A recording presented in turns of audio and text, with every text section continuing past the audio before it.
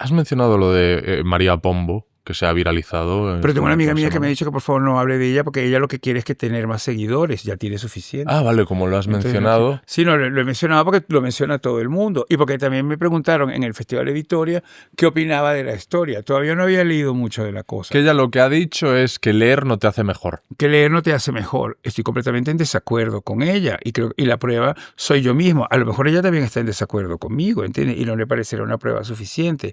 Pero para mí leer ha sido esencial en que yo pueda tomar todas las decisiones que he tomado en mi vida y tener la actitud que tengo ante las desgracias, ante el populismo, que yo creo que nos inunda, ante las noticias falsas y ante la falta de, ante la carencia total de credibilidad de muchos de los debates que en este momento se sostienen en este país y que no hacen más que hacer avanzar un pensamiento que no, con el que no puedo nunca estar de acuerdo, ¿entiendes? Que es un pensamiento opresor, molesto, que se irrita fácilmente, que no tiene verdadera valentía, ¿entiendes? Y que lo que quiere es subyugarte para dominarte en una dirección que yo no encuentro que sea correcta. Increíblemente, voy a ejercer de abogado del diablo.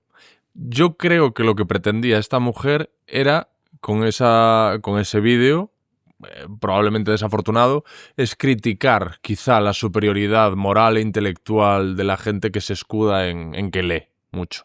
Eres un buen abogado Supongo del que diablo. es eso, ¿no? Eres un buen abogado del diablo. Y es por entenderlo también. Porque probablemente es un poco lo que ha iniciado esta conversación.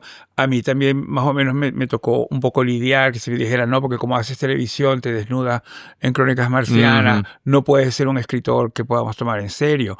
Pero yo creo que en mi defensa de lo que he dicho antes, y para mantener esta cierta actitud hacia esa frase, que es equivocada en cualquier caso, es que yo jamás me he tomado en serio. En ningún momento, ni siquiera ahora que estoy viviendo una etapa de mi vida en la que la vida misma me va llevando hacia cierta seriedad. Yo no me he tomado en serio. No lo tengo tan claro que una persona como María Pombo y gente como ella tenga la misma actitud.